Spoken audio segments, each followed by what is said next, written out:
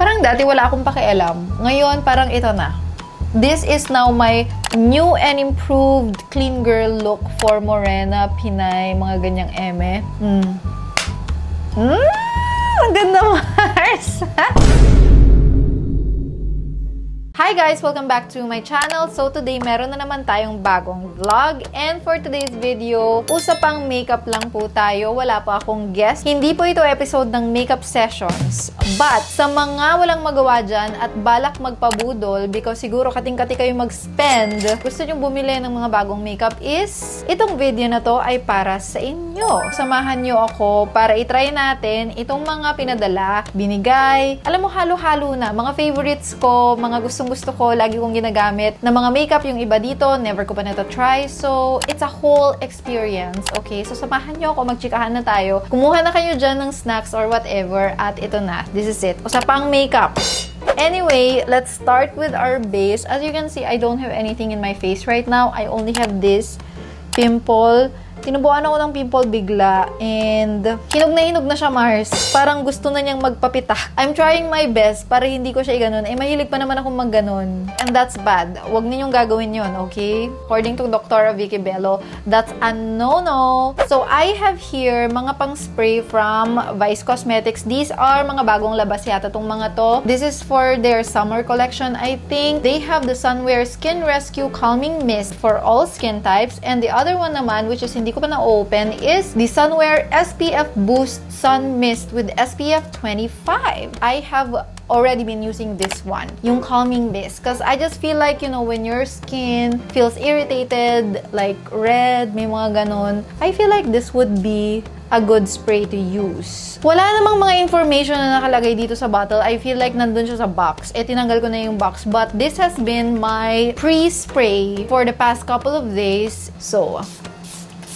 alam niyo naman ako, hindi ako nakakapag-start ng makeup kung hindi ako nagka-calming mist. But one thing I can say, it smells good. And by the way guys, huwag ninyong kalilimutan i-check out itong mga product na to sa baba. You will see down there yung YouTube shopping na mga links ko sa Shopee. Because if you guys didn't know, meron na tayong YouTube shopping ngayon. So hindi na kayo mahihirapan mag-shopping because now you can shop directly with YouTube shopping. Yung mga links is pupunta directly to Shopee. So makakasigurado na kayo na murang-mura yung mga products na to, and sometimes they even have discounts, okay? Ito na, this is your chance because papalapit na rin ang 7/7, which is a big sale celebration, guys. Alam nyo yan. So, i-note nyo na itong mga makeup na gagamitin natin ngayon para ma-purchase nyo na sila sa July 7, which is 7/7, para you cannot miss on the big promos, sale day, lahat-lahat para makasave, para mabili ninyo itong mga gagamitin natin today. But, if you cannot wait, you can always check out down there because my YouTube shopping tab is right there. After ng mist is usually naglalagay na ako ng moisturizer, and today I will be using the Dr. Leo 7X Ceramide Barrier Recover Cream, which is bagong-bago, and I have yet to try this one and I'm so excited. Look at that consistency, mare. Di ko alam kung nakita nyo yun, pero sobrang importante sa akin ng moisturizer whenever I start my makeup kasi I feel like pag hindi ako nagmo-moisturizer, parang hindi dumidikit ng maayos yung mga foundation, yung mga concealer, mga ganon. So, hindi ko talaga ini-skip ang moisturizer, and I don't know, it just makes me feel good, makes me feel hydrated, moisturized, glowing, and all that. It just depends kung ano yung mood ko na concealer. Mare, ano ba? It just depends kung ano yung mood ko ng moisturizer that day. And for today, I'm just trying this Dr. Leo 7x Ceramide Moisturizer. And okay naman siya. It felt light. And it's not sticky. It's not like that heavy feeling at all. One thing is for sure, it made my skin glowy. Diba? Okay siya. Today, I wanna use my new base booster from Sunny's Face. And this is base 04. This is actually darker than what I usually use because I am base 3. So, this is base 4. So, good luck na lang. I just wanna try na gumamit ng darker na base booster because I am now a fan of base boosters. So, before, hindi ako gumagamit ng mga ganyan. And kung matagal na kayong nanonood ng mga videos ko here on YouTube, alam nyo na sobrang basic ng makeup routine ko before. As in, primer and then foundation na agad-agad. Like, wala na akong mga kung ano-anong mga cheche-bureche. But now, I just feel like pa-improve na rin ng pa-improve yung mga products na meron ako. And if you can add 1 to 2 steps more in your makeup routine to improve the totality of the look, why not? Why not? And kung meron ka naman, pati hindi mo gamitin. Di ba ang ganda nito? This is base 4. So if you're NC 25 to 30, base 4 ang para sa'yo. So Sunny's Face Base Booster. Maganda siya pang morena. As you can see, ang ganda ng, oh my god, ang glowing ng skin, oh. Pak, ganun. Concealer. Ay! Alam nyo, minsan, nakakalimutan ko na mag-foundation dahil sa ganda nitong base booster na to ng Sunny's Face, which is one of my favorites base boosters aside from the BLK Radiant Glow Filter. 2 of them are my favorites, especially for morena. Ito na. So, gamitin na natin itong Sunny's Face on the other side and Vice Cosmetics on the other side. And let's see which of the two has a good effect. Naku, napadami yata ako ng lagay na yan. And then, I'm just gonna get my brush. So, this is the shade Medium Neutral. And, I think sinabi ko naman dun sa parang huli kong video na nahihilig ako ngayon na gumamit ng mga skin tint, mga tinted moisturizer because, I don't know, it just gives me that magandang glow on a daily basis that doesn't feel heavy and doesn't feel too made up. Kasi sometimes when I go out, I still wanna look like wala akong effort. Pero sa totoo lang is meron. 'Di ba? Parang alam mo yung super chic, skin-skinan lang, mga ganong-ganong itsura. Kaya, ayan o, ang bilis i-blend nito ah. So, ito na yung result nitong Infinite Blur. I actually like it. Feels so weightless on my skin. Since it's just a skin tint, I can still see yung mga, what I can say is na-even out niya yung skin ko. And on the other side, let's use naman my Sunny's Face Daily Tinted Moisturizer. This one, I really love. I am using the shade Palm, by the way.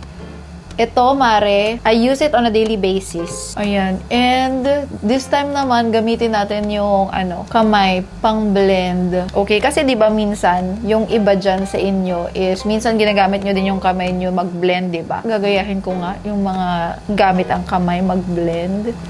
Ayan, oo, di ba? Within just a couple of seconds, na-blend siya agad. Isa din to. I also love this one. Pareho silang glowy and, anong tawag dun? Yung parang, yung may ganyang effect. Yung glowy and nakaka-even out lang siya ng tone pero not necessarily nakaka-cover ng mga imperfections which I actually like for a daily use. Ano kaya dito ang sasaydan ko for now? Parang na-impress ako dito sa Vice Cosmetics. Parang ang ganda ng application ng Vice Cosmetics. So, for today's video, I am going to go with Vice Cosmetics. Even if favorite ko tong Sunny's Face na to, dito tayo for today. Kasi parang winner siya. Although both of them are 9 out of 10 for me. For today's concealer, I am going to use the Sunny's Face Honeycomb. I think this is a new shade. Is this a new shade? Ewan ko. Guys, you know what? On a daily basis, yung normal na daily makeup ko, hindi ako nagko-concealer. Saka lang ako nagko-concealer pag yung, meron akong special look na ginagawa. But the truth is, hindi naman masyadong dark yung under eyes ko. So, if you guys are looking for a good concealer, I recommend the Sunny's Face Concealer because napaka-easy nila i-blend. Also, they don't crease. They stay matte all day, which I super love. Ayan, no? Or all night. Kapag nagme-makeup ako for night out, ganon. Pag may event, ganyan. Ang ganda. Anyway, before natin iset yung ating base, meron ba akong pwedeng gamitin dito na cream blush? Yes, meron. May bagong nilabas si Vice Cosmetics. Ito, Forever Ready, which is hindi ko pa natatanggal sa kanyang box. Ayan. This is the multi-matte daw. A multi-purpose longwear matte blush that keeps you forever ready for every moment. Pili tayo ng shade, mare. Try natin tong Forever Blooming. Kulay pink. Baka pwede tong ilaban dun sa Rare Beauty ko na lagi kong ginagamit na hindi pa rin ako ma-convince na palitan siya. Kasi, mare, pagod na yun.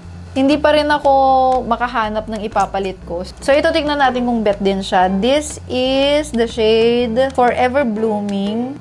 Ayan. It's a bright pink pala itong napili ko, Mars. Lagyan natin siya ng mamaya. Medyo darker pink. Kasi masyado naman yatang bright tong nilagay ko. Alam niyo, paganda na ng paganda yung formula ng itong mga to ng Vice Cosmetics. I feel like they keep on improving the formula of these, yung mga cream blush nila. Paganda ng paganda. Ayan, tingnan mo.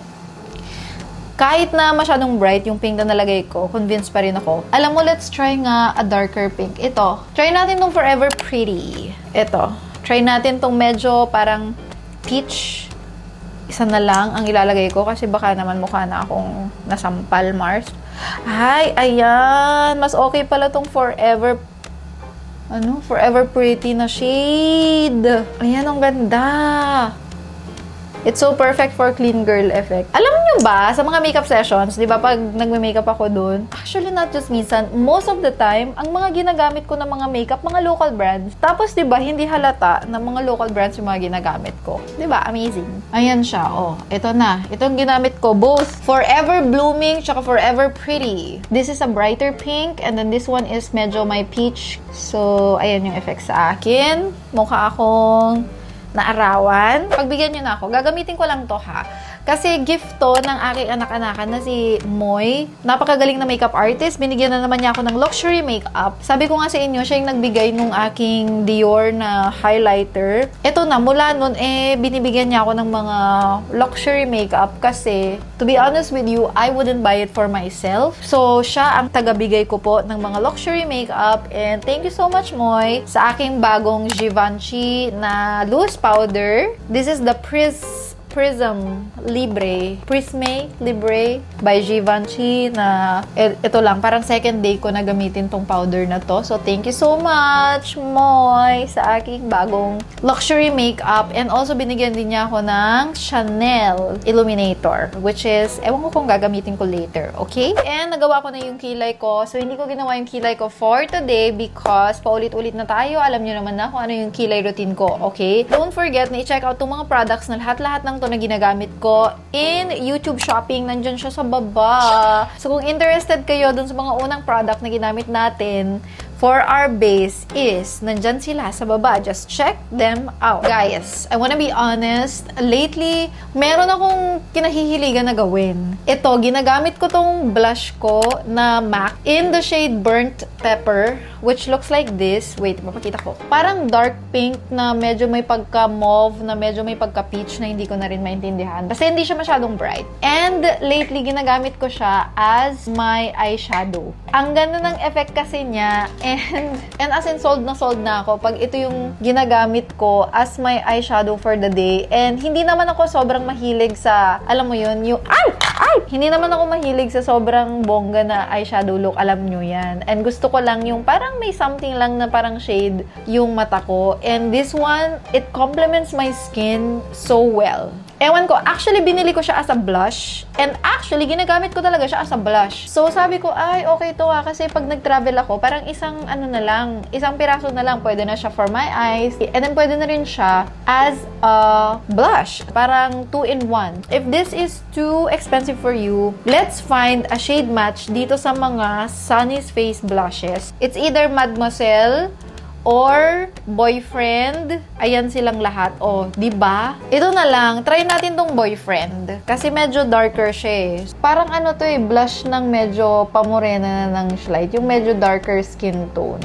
Kasi pwede mo na siyang gamitin as a blush. And also, ang ganda niya as an eyeshadow, Mars. Ayan no. It's like the natural shadows of your skin. Mga emeng ganyan. O, di ba?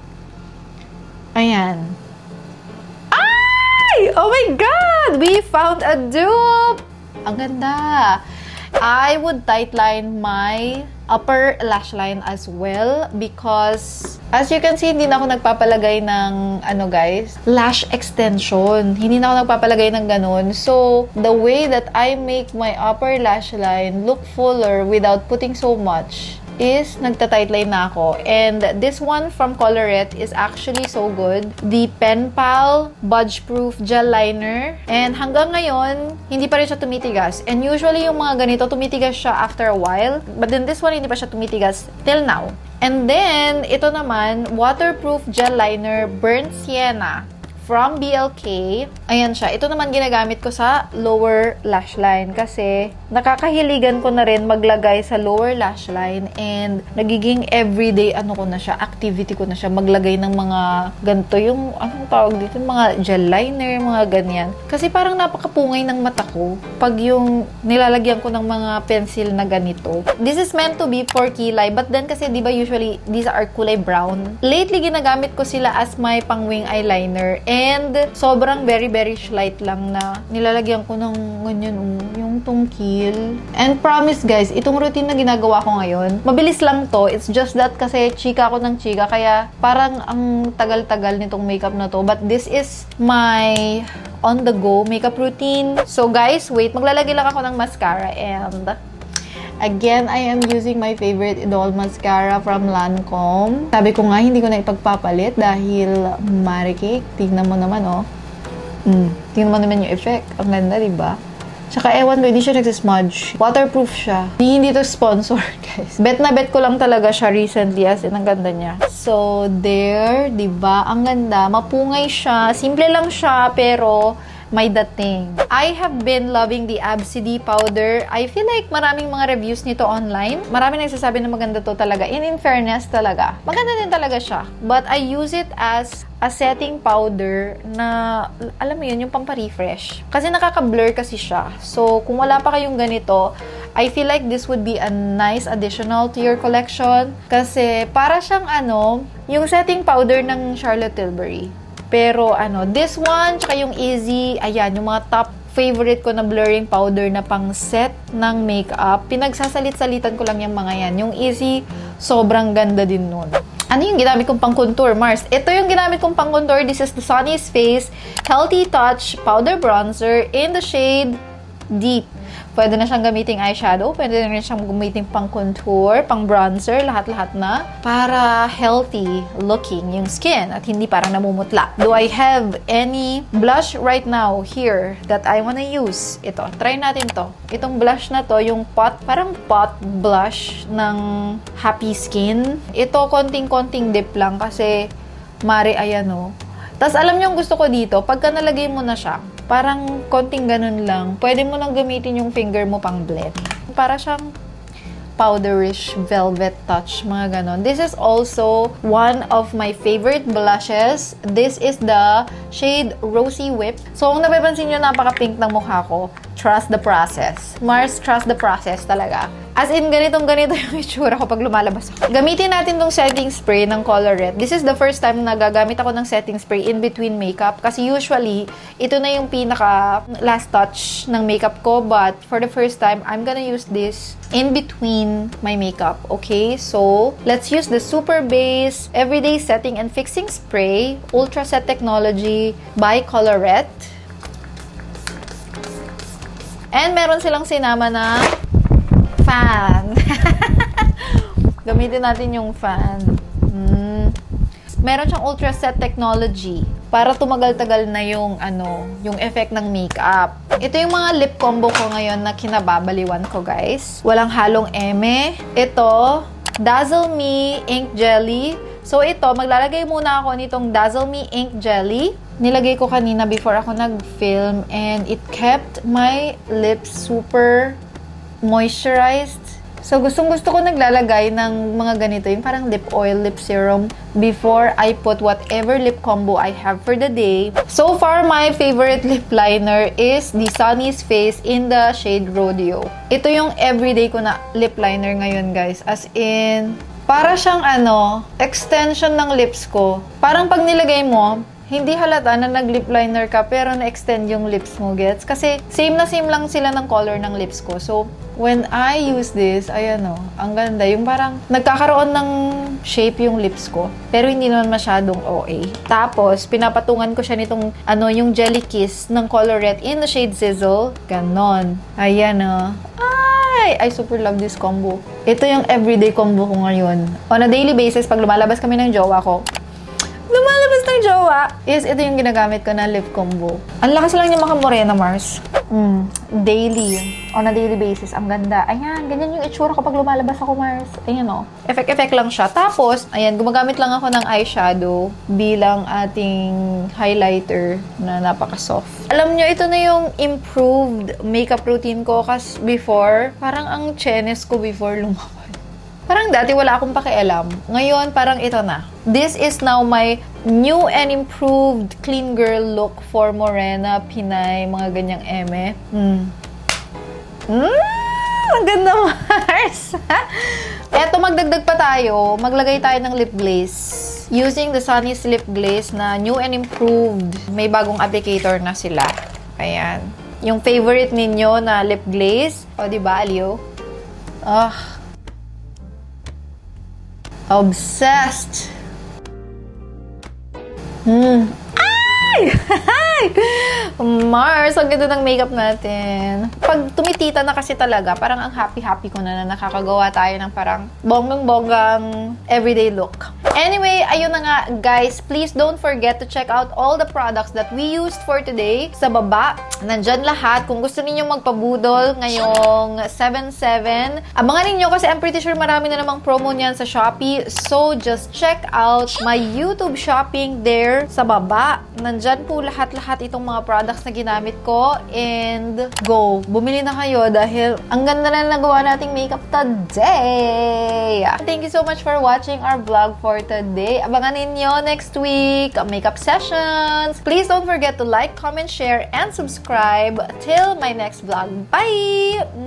Mwah!